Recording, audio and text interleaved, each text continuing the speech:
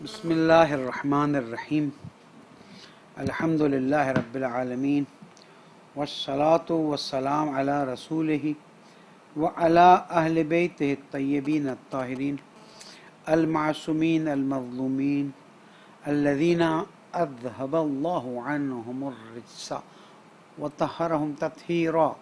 اللهم صل على محمد وآل محمد.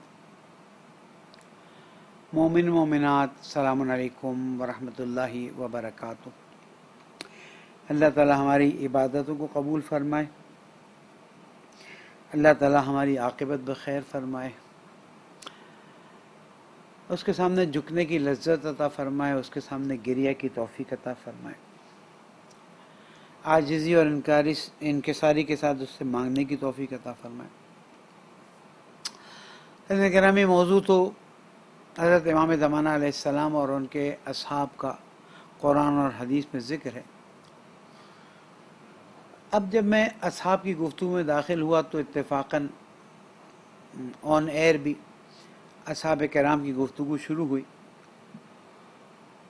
اور کل بھی موقع نہیں ملا، آج بھی گفتگو اتنی کھنچ گئی کہ مجھے 1 ہی یا 1.5 منٹ کا موقع ملا۔ آج کی گفتگو حضرت عمار یاسر رضی اللہ تعالی عنہ رضوان اللہ تعالی علیہ۔ عمار یاسر بہت ہی خوبصورت نام ہے، بہت ہی شیرین شخصیت ہے۔ 4 شخصیت کے بارے میں اہل سنت کے ہاں یہ حدیث بیان کی جاتی ہے کہ 4 شخصیت کے لیے رسول اکرم نے فرمایا جنت ان کی مشتاق ہے۔ میری آج کی گفتگو کو بہت غور سے سنیے گا۔ 1 سلمان، ابو ذر، مقداد اور عمار۔ بعض جگہوں کو کہتے ہیں حضرت علی کا نام بھی موجود ہے۔ حضرت علی اصحاب میں نہیں ہے، حضرت علی اہل بیت علیہ السلام میں شامل ہے۔ میرے مولا اصحاب میں کبھی بھی شامل نہیں ہوئے۔ اور یہ ہماری بھی غلطی اور اہل سنت بھائیوں کی بھی غلطی ہے کہ جب ہم اصحاب کی گفتگو کرتے ہیں تو کہتے ہیں حضرت علی اصحاب میں شامل نہیں۔ حضرت علی اہل بیت علیہ السلام میں شامل ہیں، اولی الامر میں شامل ہیں، امیر المومنین ہونے میں شامل ہیں، اصحاب قصہ میں ہونے میں شامل ہیں۔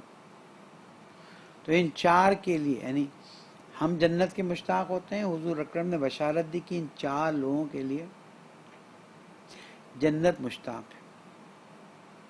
آج ہمارے برادر عزیز مفتی حنیف قریشی نے کل بھی ایک جملہ کہا تھا اور آج بھی ایک بہت ہی پتے کا، ویسے اچھی بات گفتگو کرتے ہیں اور اہل بیت کا عشق ان کے دل میں بھرا ہوا ہے، میں ان کو نزدیک سے اور بہت گہرائی سے جانتا ہوں۔ ٹھیک ہے، ہماری زبانی کلامی کبھی کبھار ہو جاتی ہے۔ مفتی حنیف قریشی نے کل ایک بات کہی اور آج پھر ایک بات کہی۔ کل ایک بات ڈاکٹر عامر لیاقت نے پوچھی کہ یہ بتائیں کہ حضرت ابو طالب علیہ السلام کا کیا مسئلہ ہے، کل یا پرسوں تو مفتی حنیف قریشی نے ایک جملہ کہا، ایک ہی مسئلہ ہے کہ علی کے والد ہیں، انہوں نے کہا علی کے باپ ہیں، مولا کائنات کے والد ہیں۔ وہ ایک بات انہوں نے کہہ دی اور بڑی حق کی بات کہی، اور وہ اس بات کے قائل بھی ہیں۔ اور جس شان سے انہوں نے حضرت ابو طالب علیہ السلام کے فضائل بیان کیے، میں تو اشش کر اٹھا۔ اور میں ایک بات واضح کر دوں، میں جو بعض مرتبہ خاموش رہتا ہوں تاکہ ان کے بولنے کا موقع زیادہ ہو، اور یہ حضرت ابو ذر غفاری، حضرت ابو طالب علیہ السلام، حضرت خدیجہ کے فضائل پڑھیں، بتائیں، تاکہ شیعہ سنی میں ایک نزدیکی پیدا ہو۔ ہم یہ جو سمجھتے ہیں کہ یہ حضرت خدیجہ سے محبت نہیں کرتے، یہ حضرت ابو طالب علیہ السلام سے محبت نہیں کرتے، یہ حضرت ابو ذر غفاری سے محبت نہیں کرتے، یہ حضرت عمار یاسر سے محبت نہیں کرتے، یہ محبت کرتے ہیں اور دل سے محبت کرتے ہیں۔ یہ بھی نہیں کہ صرف چلو ٹی وی پہ بولنے کے لیے بول دیا۔ ٹھیک ہے، بعض اہل حدیث یا اہل سنت کے عقیدے میں یہ بھی اچھے ہیں، وہ بھی اچھے ہیں۔ اب ظاہر ہے کہ میرا اپنا ایک موقف ہے جو میں نے اپنے مکتب سے سیکھا ہے، اور میں اس مکتب کا ایک شاگرد ہوں اور مجھے اس پہ فخر بھی ہے۔ ہمارے اہل سنت کے بھائی اس بات پر مصر ہیں کہ اصحاب کو اللہ سبحانہ و تعالیٰ نے ایک کلین چٹ دے دی ہے، اس لیے وہ حضرت عمار یاسر اور حضرت بلال اور حضرت سلمان فرسی سب کی عزت کرتے ہیں، بہترین عزت کرتے ہیں. اور جو فتح مکہ کے بعد جنہوں نے کلمہ پڑھا، چاہے وہ کسی وجہ سے کلمہ پڑھا، ان کی بھی بہترین عزت کرتے ہیں. لیکن اہل سنت کے مسالک میں یہ فرق نظر آتا ہے کہ جو بریلوی مسلک کے لوگ ہیں وہ اصحاب کے لیولز کے قائل ہیں، اور جو اہل حدیث اور دیوبندی مسلک کے ہیں وہ کہتے ہیں اصحاب سارے کلو مجمعین، کوئی اوپر نیچے فرق نہیں کرتا. اہل سنت یا جن کو ہم بریلوی حضرات کہتے ہیں ان کا نظر یہ ہے کہ نہیں، جو ابتدائی اسلام ہجرت سے پہلے، ہجرت کے بعد مہاجرین اس زمانے میں اسلام لانے والے، بدری صحابہ، عشرہ مبشرہ، بیعت رضوان والے اصحاب، وہ ان اصحاب کو کلین چٹ دیتے ہیں کہ بس اگر یہ بدر میں تھے تو اب موت تک جو کچھ کر لیں. خود میری گفتگو رہی، اور ظاہر ہے کہ میری گفتگو فیس بک اور یوٹیوب پہ بھی جاتی ہے، اور بعد میں بھی بہت سے لوگ سنتے ہیں، اور پھر کمنٹس بھی آتے ہیں. بہت سے لوگ تو الحمدللہ بہت پازیٹیو کمنٹس بھی دے رہے ہیں، میں شکریہ ادا کرتا ہوں. یہ جو اہل سنت ہیں جن کو بریلوی کہتے ہیں وہ وہاں سے قائل ہوتے ہیں. لیکن جو ہم نے اہل حدیث اور دیوبندی حضرات کے موقف کو جانا سمجھا، کچھ مطالعات اس میں کہ بس اصحاب، چاہے وہ امیر شام اصحاب ہوں، یہ تو بیڈ لک رہی یزید کی کہ وہ رسول اکرم کے زمانے میں کلمہ پڑھ کے ان کو نہیں دیکھا تھا، ورنہ وہ بھی صحابی ہو جاتا. جس نے بھی رسول اکرم کو کلمہ پڑھ کے دیکھا ہو، ان کے پاس کچھ عرصے کے لیے بھی ہوا ہو، وہ صحابی ہو جاتا. ائمہ معصومین علیہ السلام نے ہمیں یہ سٹینڈرڈ دیا ہے کہ یہ چیک کرو کہ اس کی موت کس پر واقع ہوتی ہے. ہم بہت کلیئرلی بات کرتے ہیں. زبیر ابن عوام کی مثال لیتے ہیں، اور اب چیزیں کھل کے بات ہو رہی تو ہمیں اس میں بھی کوئی حرج نہیں ہے. اور اگر ایف آئی آر کٹتی ہیں تو ایف آئی آر کٹتی رہیں، پھر کب تک بچتے رہیں گے؟ کسی نہ کسی دن تو سامنا کرنا ہی ہے. زبیر ابن عوام وہ شخص ہے کہ جو رسول اکرم کے صحابیوں میں شمار ہو، بدری صحابی میں سے، اس لیے کلین چٹ والے صحابی ہیں. رسول اکرم کا بھی ساتھ دیا. جب ظاہری خلافت چھینی گئی تو باقی 7 لوگوں میں سے یہ سب سے زیادہ سامنے والوں کی مخالفت میں بول رہے تھے، اور بہت انہوں نے بولا ہے، تاریخ میں لکھا ہوگا. پہلے خلیفہ اور یعنی اس وقت حضور اکرم کے وصال کے بعد جو ظاہری خلافت سونپی گئی کسی کو یا لی گئی یا دی گئی، اس وقت انہوں نے جب ان سے کہا کہ بیعت کرو تو بہت گفتگو کی، اور میرے مولا کی حمایت میں بہت آگے نکل رہا ہے. آگے بڑھے، دوسری خلافت، تیسری خلافت کے خلاف جن لوگوں نے محاذ کھڑا کیا اس میں ایک زبیر ابن عوام پیش تھے. اور جو تیسرے خلیفہ کے ساتھ سارا واقعہ پیش آیا، وہ کیسر و کسرا اور روم کے فوجی نہیں تھے، جاسوس نہیں تھے، کفار نہیں تھے، وہ اسلامی مملکت کے باسی تھے. میں آج بتاؤں گا آپ کو. اور زبیر نے بہت شور کیا. جب تیسرے خلیفہ کو قتل کر دیا گیا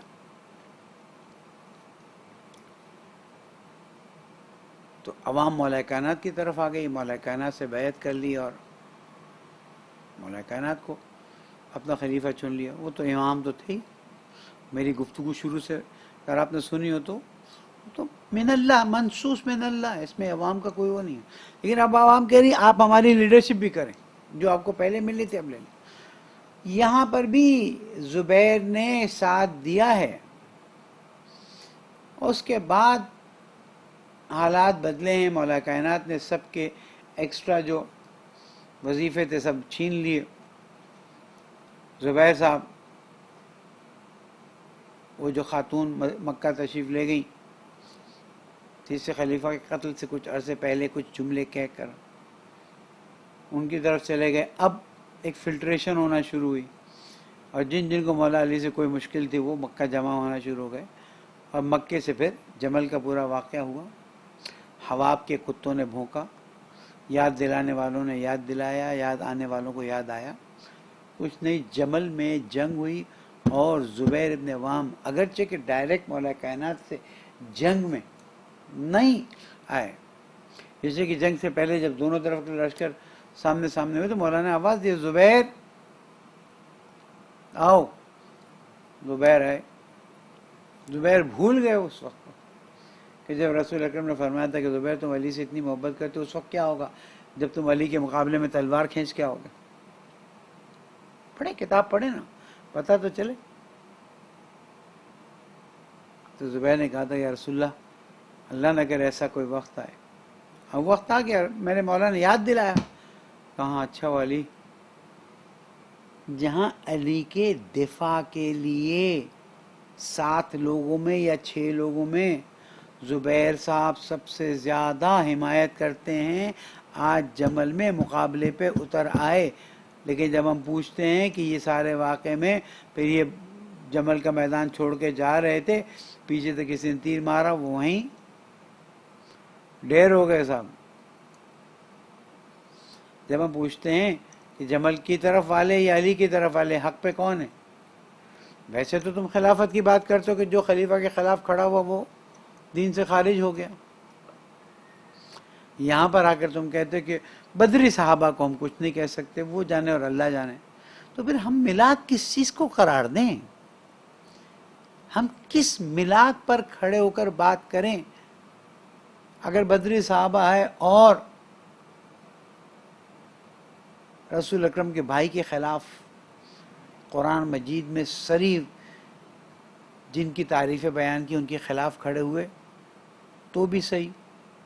اور کہنے کو آپ یہ کہتے ہیں کہ اجتہادی غلطی ہوئی تھی. واقعاً کیا یہ اجتہادی غلطی کہلاتی؟ علیہ حال ہے، میں آپ کو مثال سمجھا رہا تھا کہ بدری صحابی علی ابن ابی طالب علیہ السلام کے مقابلے میں جنگ کے لیے آ جائے، اس کے بعد وہ میدان سے بھاگنے لگے یا جانے لگے تو ان کو تیر مارا جائے رضی اللہ عنہ. نہیں ہو سکتا. اختلاف کو آپ کو ماننا ہوگا. اگر ہمارا یہ اختلاف نہ ہو تو پھر ہمارے آپ کے درمیان میں اختلاف کیا ہے؟ ہم واضح طور پر کہتے ہیں کہ رسول اکرم نے امامت کے سلسلے کو جاری کیا اور مولا کائنات کو خلیفہ بلا فصل بنایا. آپ کہتے ہیں کہ نہیں، رسول اکرم نے کوئی امامت کا طریقہ کار نہیں بیان کیا اور اصحاب کو چھوڑ دیا کہ اپنا کسی کو بھی خلیفہ بنا لینا. تو پھر میں نے جو حدیث سنائی تھی سیکون بعدی 12 خلیفتاً، اور اس کے مختلف جوانب کو آپ کی خدمت میں پیش کیا، تو اس کو کہاں لے جائیں گے؟ اس کی کیا ڈیفینیشن ہوگی؟ اس کو کیسے آپ بیان کریں گے؟ وہ 12 کون ہیں؟ میں بار بار انہی باتوں کو ریپیٹ کرنے کا میرا دل نہیں ہوتا، لیکن ظاہر ہے کہ ایک بڑی تعداد نوجوانوں کی بھی میری بات سن رہی ہے اور میرے پاس ان کے سوالات اور ریسپانسز کی صورت میں بھی چیزیں آ رہی ہوتی ہیں. 12 خلیفہ، یا تو حدیث کا انکار کر لو یا پھر بتاؤ، ہم بھی بتاتے ہیں تم بھی بتاؤ. تو ملاک 12 امام قرار دیے گئے اور 12 اماموں میں سے کسی سے بھی کسی نے کوئی جھگڑا کیا، لڑائی کی، برے الفاظ استعمال کیے، نفی کی، وہ خارج ہے. اصحاب کرام میں بھی جو آخر وقت تک مولا کائنات کا احترام کرتا رہا، عزت کرتا رہا، کرتے رہے اور حق کا ساتھ دیا، ہمارا بھی سلام ان کو، رضی اللہ تعالی عنہم اجمعین. اللہ تعالیٰ ان سب کو جنت میں اونچے درجے عطا فرمائے. تو ہمارا مسئلہ، آج میں ایک تاریخی جملہ آپ کے حوالے کرتا ہوں، ہمارا مسئلہ اور آپ کا مسئلہ صرف ایک ہے. آیا ہر وہ شخص کہ جس نے کلمہ پڑھا اور رسول اکرم کو دیکھا وہ صحابی ہے اور صحابی ہو گیا تو اس کا درجہ بن گیا اور وہ جنتی ہو گیا؟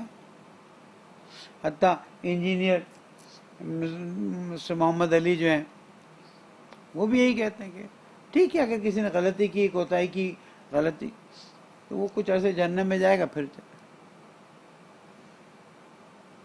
آپ کو پتہ ہے اگر یہ اصول رکھا جائے تو کیا ہوگا؟ یعنی ابتدائے اسلام کی تاریخ میں جس نے جو غلطیاں کی ہیں، جنہوں نے جو زیادتیاں کی ہیں، جنہوں نے جو ظلم کیے ہیں، چاہے وہ خلافت کے مسند پہ رہ کر ہو گئے ہوں، چاہے وہ خلافت کے مسند سے الگ ہو کر رہ گئے ہوں، وہ سب معاف. کیوں؟ اس لیے کہ صحابی ہیں.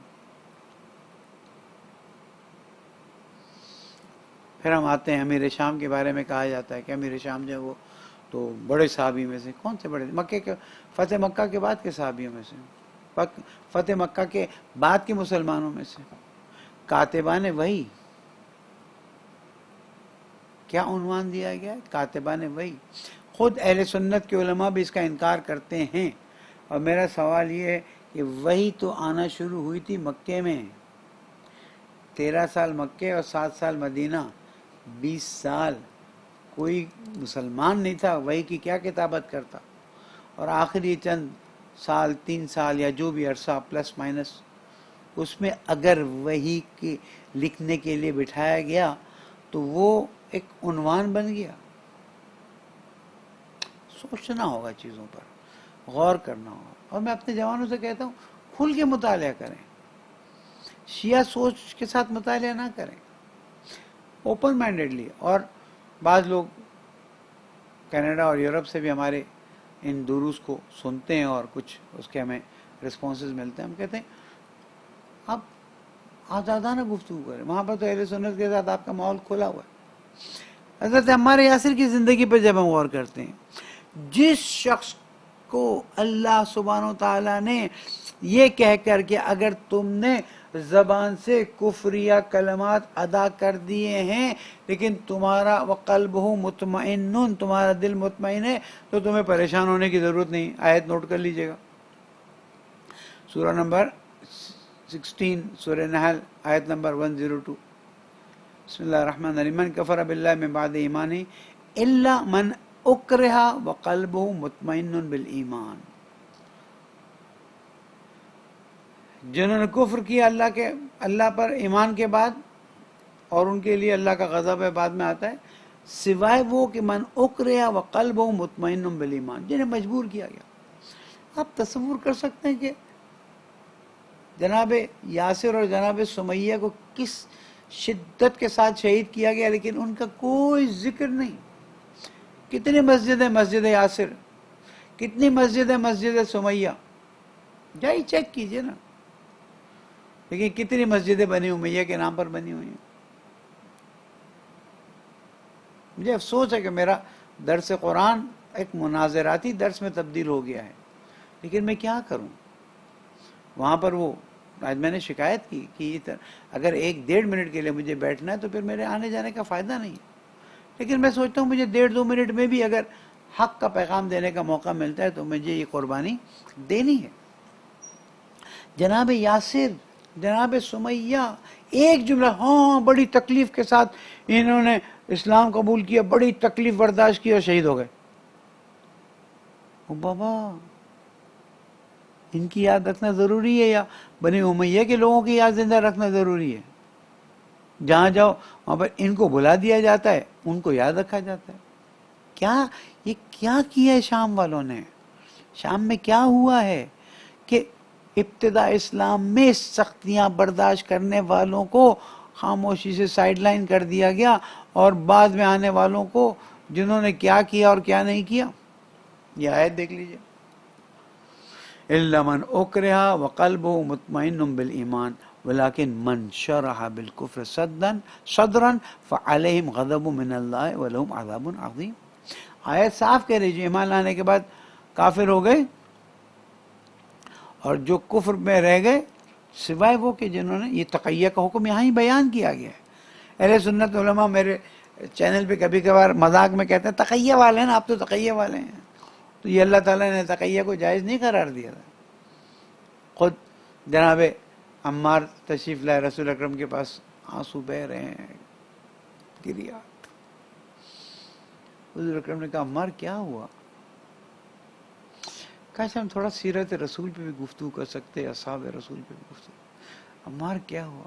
کہ رسول اللہ مجھے لات و عزا کو اچھے الفاظ میں یاد کرنا پڑا اور میری زبان سے کفری کلمے نکل آئے. آیت نازل ہوئی. عمار کیوں پریشان ہوتے ہو؟ یعنی اللہ تعالیٰ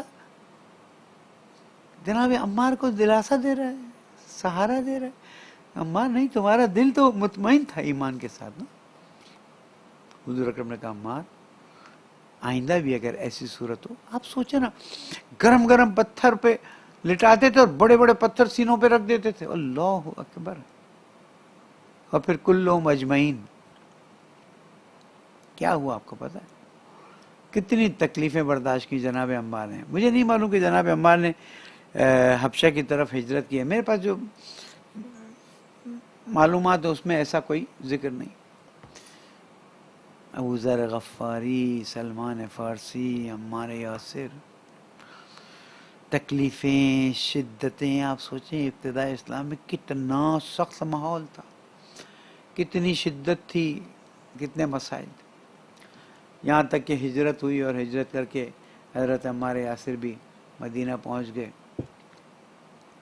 اور وہاں پر جب قبا کے مقام پر پہنچے تو حضرت عمار نے رسول اکرم سے عرض کی کہ یا رسول اللہ اجازت دیں تو یہاں پر ہم ایک مسجد بنا لیں. تو مسجد بنانے کے لیے ظاہر اینٹیں، گارا، مٹی. جناب عمار آگے آگے تھے. تو رسول اکرم نے دیکھا کہ جناب عمار کے پیٹھ پر ڈبل وزن ہے. تو پوچھا عمار خیریت؟ کہاں یہ لوگ میرے اوپر ڈال دیتے ہیں تاکہ میں ان کا کام بھی کروں. اللہ کے حبیب نے ان کی مٹی کو جھاڑا، صاف کیا اور کہا عمار یہ چیزیں تم کو نہیں ماریں گی، تم کو ایک باغی گروہ مارے گا. یا عمار لا تقتل هذا الامور، لا تقتلک هذا بل تقتلک الفئۃ الباغیہ. ایک شہادت کی خبر اور دوسری عمار یاسر کو حق کی پہچان قرار دیا گیا. عمار یاسر کو حق اور باطل کی پہچان قرار دیا گیا. رسول اکرم کا وصال ہوا، عمار اپنی جگہ پر قائم. مولا کائنات کا ساتھ دینا تھا، عمار اپنی جگہ پر قائم ہے. خلفاء کے زمانے میں جو واقعات ہوئے، عمار اپنی جگہ پر قائم. اور عمار ابو ذر رضوان اللہ تعالی علیہ کی طرح اپنی ڈیوٹی پہ نہیں چھوڑتے تھے. اور جو میرا جملہ تھا جس پر چیلنج دیا گیا کہ میں نے بتایا کہ حضرت عمار یاسر جیسی شخصیت کو تیسری خلافت کے زمانے میں پیٹا گیا ہے، مارا گیا ہے. تو وہاں پر پھر توضیح دی گئی کہ تیسرے خلیفہ نے نہیں مارا بلکہ تیسری خلافت کے زمانے میں. اور ظاہر ہے کہ ہمیں اتحاد کی فضا کو قائم رکھنا ہے. میرے پاس تمام ریفرنس موجود ہیں کہ ممبر پہ جو شخص بیٹھے خطبہ دے رہا تھا اور عمار داخل ہوا اور دیکھا کہ جو بات کہی جا رہی ہے وہ غلط بات کہی جا رہی ہے. جناب عمار نے ٹوکا تو ان کے پیٹ میں لات ماری گئی. ایک واقعہ یہاں پر ہے. اور پھر پیٹا گیا. تیسری خلافت کے زمانے میں کیا ہوا؟ تیسری خلافت کا زمانہ بنو امیہ کے سیٹل ہونے کا زمانہ تھا. تیسری خلافت کیسے آئی وہ تو شاید شبائے شہادت میں آپ کی خدمت میں عرض کر سکوں. تیسری خلافت کے آتے ہی جو کام کیے گئے ان میں سے ایک کام یہ تھا کہ جن کو رسول اکرم نے، آپ بھی کہیں گے مولانا آپ کی باتیں قابل قبول نہیں ہیں، ایسے کیسے ہو سکتا ہے کہ جن کو رسول اکرم نے مدینہ بدر کیا ان کو اور ان کے باپ کو واپس بلا کے احترام دیا، جیسے کہ خاندان قبیلے کے لوگ تھے اور یہ بنی امیہ سے نزدیک لوگ تھے بلکہ بنی امیہ کے قبیلے کے لوگ تھے. بلا دیا گیا. اور مال بہت زیادہ تھا. جو جنگیں جیتی تھی اب تو اسپین اور کیسر و کسرا اور فارس اور یمن، ہر طرح سے مال ہی مال، مال ہی مال. کہا جاتا ہے کہ کسی ایک سو کالڈ صحابی کے مرنے پر ان کے پاس سونے کے ڈلے تھے اور تبر لا کر توڑا جاتا تھا. جس طرح حضرت ابو ذر غفاری رضوان اللہ تعالیٰ علیہ امر بالمعروف و نہی عن المنکر کرتے تھے، اسی طرح سے حضرت عمار یاسر بھی امر بالمعروف اور نہی عن المنکر کیا کرتے تھے. اور حکومت جو غلط کام کر رہی تھی، کیونکہ میں تیسری خلافت کو بیان کرنے نہیں بیٹھا ہوں، جناب عمار یاسر کے واقعات کو بیان کرنے بیٹھا ہوں. حکومت جو غلط کام کرتی تھی ان غلط کاموں کو روکنے کی کوشش کی جاتی تھی، نصیحت کی جاتی تھی. اور پھر ایک بار اب میں ڈائریکٹ ان عربی متون کو لے کر آ گیا ہوں، اور ہمارے محترم دوست سجاد قائمی صاحب نے ہمیں فوراً یہ بھیجا، اور ہمارے پنڈی کے بھی ایک محترم دوست ہیں، برخوردار ہیں، ہم سے محبت کرتے ہیں، انہوں نے بھی فوراً ہمیں میٹر بھیجا. میں وہیں سے پڑھنا شروع کرتا ہوں. بہار الانوار بیروت کا پرنٹ ہے، والیوم 30 پیج 372. وَمِنْهَا أَنَّ عَمَّارِ ابن یاسر قام یوما فی مسجد رسول اللہ صلی اللہ علیہ وسلم وعثمان یخطب علی المنبر فوبخ عثمان بشیء من افعالہ. جناب عثمان نے اپنے افعال میں سے کچھ بیان کیا.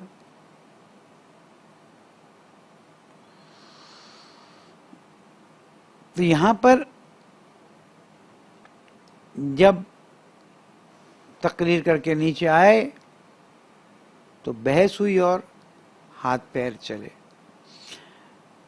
تو جناب عمار یاسر کے پیٹ پر لات ماری گئی، اور خطبہ دینے والے اور ان کے ساتھ جو لوگ تھے، کیونکہ اب تو زمانہ بدل گیا تھا نا، یأمر اعوانہ بذلک حتی غشی علی عمار، اتنا مارا کہ حضرت عمار بے ہوش ہو گئے. ریفرنس میں نے دے دیا.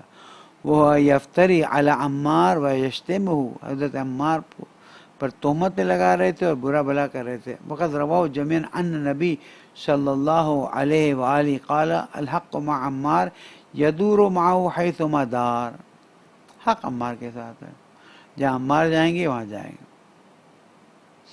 پھر ایک اور حدیث رسول اکرم سے نقل کی جاتی ہے، اذا افترق الناس یمینا وشمالا فانظروا الفرقة التي فيها عمار فاتبعوه فإنه يدور الحق معه حيثما دار.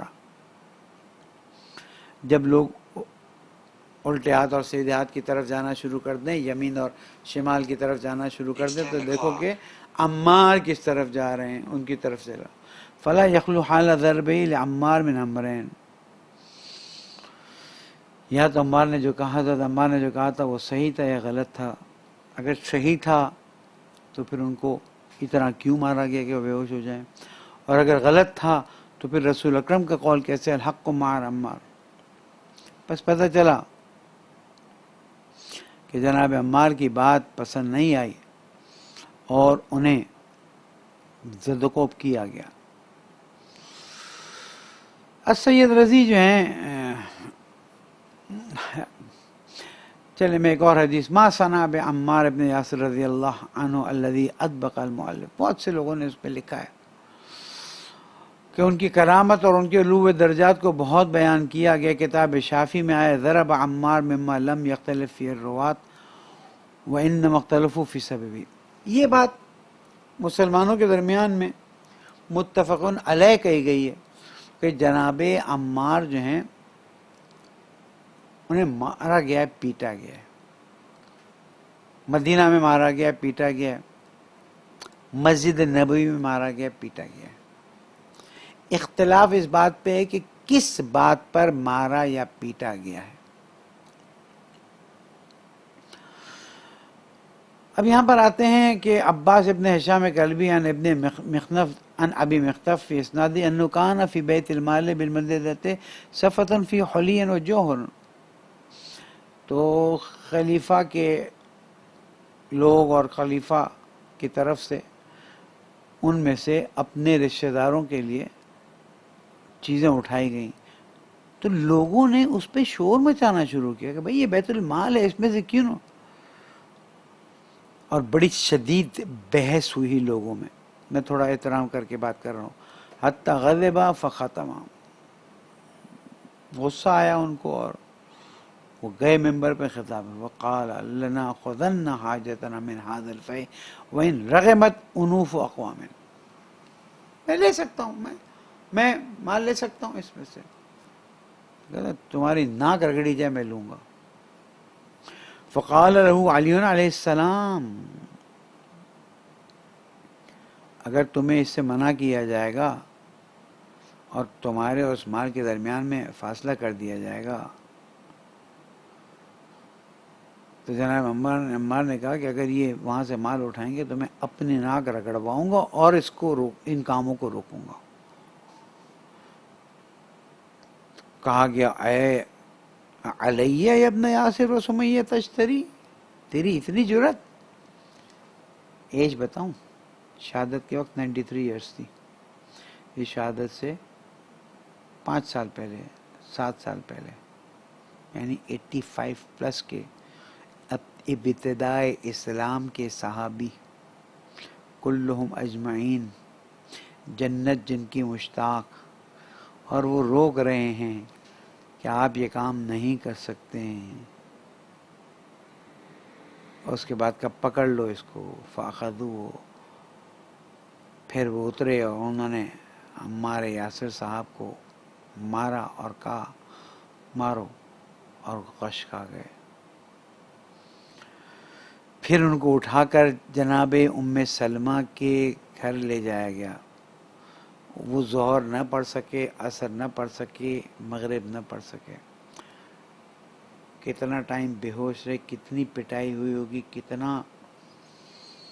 فلما افاقا توضأ وصلی، جب ہوش میں آیا، حالت بہتر ہوئی تو آپ نے نمازیں پڑھی ہیں۔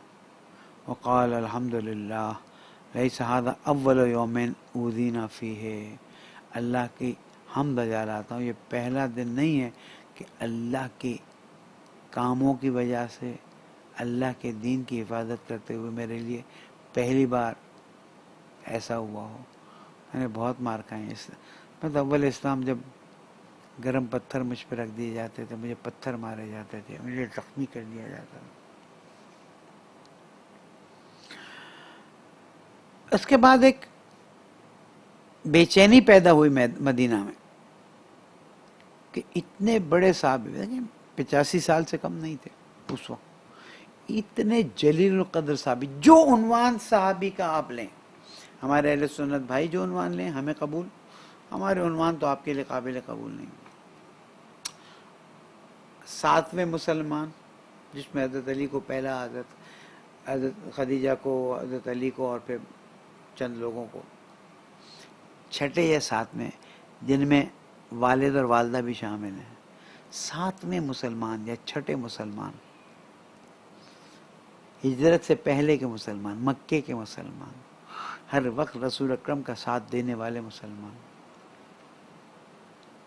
اس کے بعد آگے بڑھیں، ہجرت کرنے والے مسلمان، ہجرت سے پہلے اسلام لانے والے مسلمان، بدری صحابی، احدی صحابی، بیعت رضوان، جو عنوان، یعنی صحابیوں کی جو آپ ایک کیٹیگری بنائیں اور لکھیں ٹک ٹک ٹک ٹک ٹک، 10 اگر چیز بناتے ہیں تو 10 میں حضرت عمار کا نام پہلوں میں آئے گا، فرسٹ۔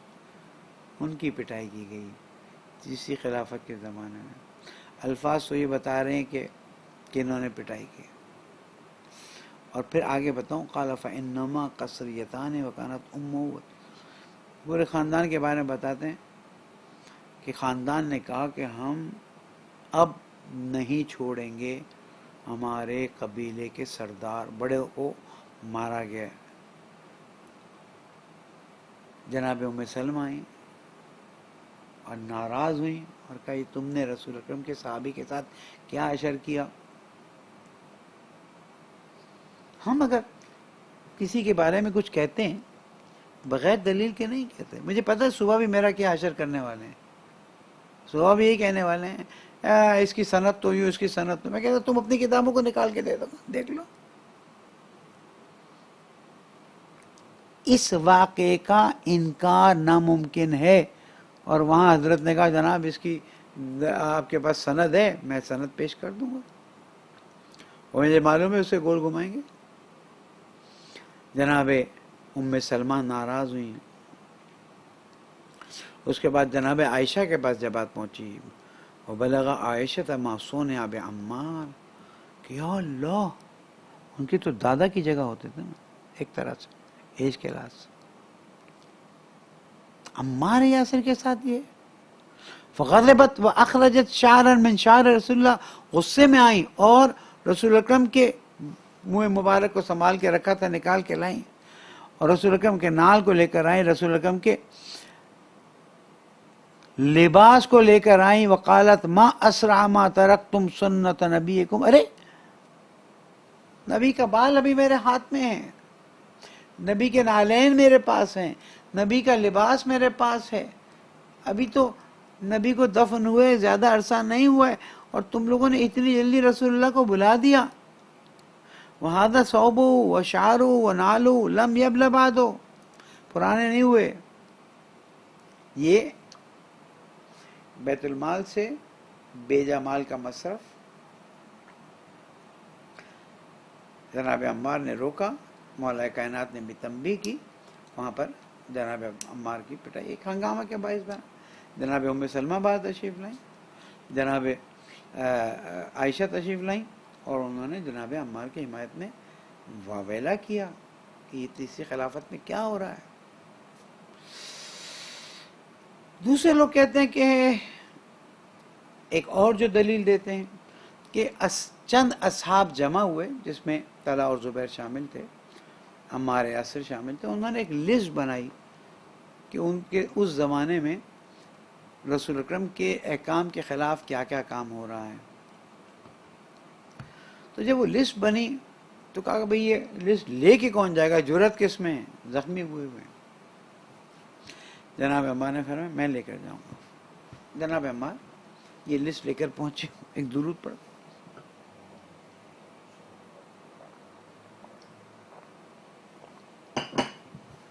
مکتوب لے کر پہنچے، اور وہاں پہنچنے کے بعد جناب عمار نے دروازہ دستک دیا، جو بھی تھا آواز دی، اور جب حضرت تشریف لائے تو جناب عمار نے کہا کہ یہ وہ مکتوب ہیں جو ہم نے مل کے تیار کیے، اور آپ کے دور میں یہ شریعت کی خلاف ورزیاں ہو رہی ہیں۔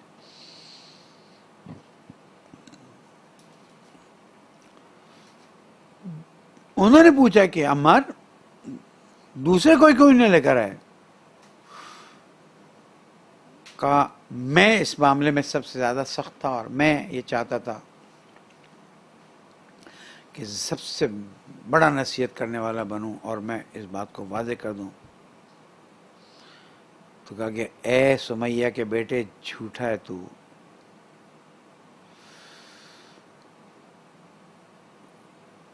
جناب عمار نے فرمایا میں سمیہ کا بھی بیٹا ہوں اور یاسر کا بھی بیٹا ہوں، بس یہ جو کہنا تھا کہ میں سمیہ کا بھی بیٹا ہوں، ابن سمیہ و ابن یاسر، بہت بڑا، بہت نشان حیدر سے بڑھ کے افتخار تھا یہ۔ اس افتخار کے سامنے وہ وکٹوریا سائن ہوتے ہیں نا برٹش، اس کا اس سے بڑھ کے سائن تھا کہ انا ابن عمہ، انا ابن یاسر، انا ابن سمیہ۔ آواز غلام لے جا اس کو، پٹائی کرو اس کی۔ جناب عمار کو لے جایا گیا، انہیں ان کی پٹائی کی گئی، وہ بے ہوش ہوئے، اور جناب عمار کے پیٹ پہ زخم آئے ہیں اور کچھ اور جگہ بھی زخم آئے۔ اب یہ مسلمانوں میں اختلاف ہے کہ ادھر مار ہوا، ادھر پٹائی ہوئی تھی یا ادھر پٹائی ہوئی تھی۔ بعید نہیں کہ دونوں جگہ ہوئی ہو، ایک جگہ کم تھی تو دوسری جگہ۔ پوچھا گیا تو یہ کیوں کر رہا تھا، تو نے کیوں کیا، یہ کیوں یہ لکھ کر لے کر آیا؟ تو جناب عمار نے فرمایا اللہ تعالیٰ کی قرآن میں یہ آیت، اللہ تعالیٰ کی طرف سے آیت نازل، وَمَن لَّمْ يَحْكُم بِمَا أَنزَلَ اللَّهُ فَأُولَٰئِكَ هُمُ الْكَافِرُونَ۔ بات بہت پیچیدہ ہو جائے گی، میں اس سے آگے بات نہیں کرنا چاہتا. اللہ کے حکم کے علاوہ جو حکم کرے گا اس کے لیے قرآن مجید نے کہہ دیا ہے. بعض لوگ کہتے ہیں کہ ہم تو واضح طور پر حالات کو دیکھتے تھے، پھر جو حالات آئے، جو واقعات پیش آئے، اور پھر ادھر بھی اصحاب ادھر بھی آپ کے حساب سے خلیفۃ المسلمین اور صحابی رسول، اور آپ کے حساب سے جنت کی بشارت والے غنی. ہم آپ کے مقدسات کی توہین نہیں کریں گے، لیکن تاریخ تو بیان کریں گے. آیا مدینہ میں اصحاب رسول اور کچھ تابعین کے علاوہ کوئی آئے تھے جن کی حضرت عثمان سے مدبھیڑ ہوئی اور جو واقعہ پیش آیا، اور اس کے بعد ان کے کرتے کو اور ان کی بیوی کی انگلیوں کو کاٹ کر لے جایا گیا، اور پھر شام میں جو واقعہ ہوا. آگے بڑھتے ہیں. حضرت عمار مولا کائنات کے ساتھ جنگ صفین ہوئی. تقریباً 9 مہینے کا ٹائم لگا. رسول اکرم نے فرمایا تھا یا عمار تقتلک الفئۃ الباغیہ، اور فرمایا تھا کہ عمار تیری آخری خوراک دودھ ہوگی. میدان صفین سے پہلے، جنگ میں جانے سے پہلے، جب جناب عمار نے آخری بار دودھ کا کاسا ہاتھ میں لیا، فرمایا صدق اللہ رسول اللہ، صدق اللہ حبیبی، اللہ کے رسول نے سچ کہا، میرے حبیب نے سچ کہا. اور دودھ کا پیالہ ایسا پیا جیسے زہر پی رہے ہوں، موت کی طرف آگے بڑھ رہا ہوں. اور پھر کائنات نے دیکھا، فرشتوں نے دیکھا، ملائکہ جبرائیل نے دیکھا، آسمان نے دیکھا، زمین نے دیکھا کہ حق کا پرچم بلند ہوا، اور حق کے پرچم کے خلاف امیر شام فوج لے کر آیا تھا. جنگ ہوئی. جنگ ہوتے ہوتے ایک وقت آواز آئی عمار مارے گئے، عمار قد قتل عمار. اور کیونکہ حدیث موجود تھی تو جو شام کی فوج کے ساتھ آئے تھے انہوں نے شور کیا، اوہ اوہ یہ تو ہم فئہ باغیاں ہیں، ہم ہیں وہ رسول اکرم نے ہمارے ہاتھ سے مارے گئے ہیں. تو جمع کیا گیا. چھوڑو ان باتوں کو. یہ علی تھا جس نے نعوذ باللہ عمار کو قتل کیا. پوچھنے والے نے کہا کیسے؟ کہا اگر عمار کو جنگ میں نہ لے کر آتے تو وہ نہیں مارے جاتے نا. ختم ہوا واقعہ، حق و باطل واضح ہو گیا. شام میں عمرو عاص کا بیٹا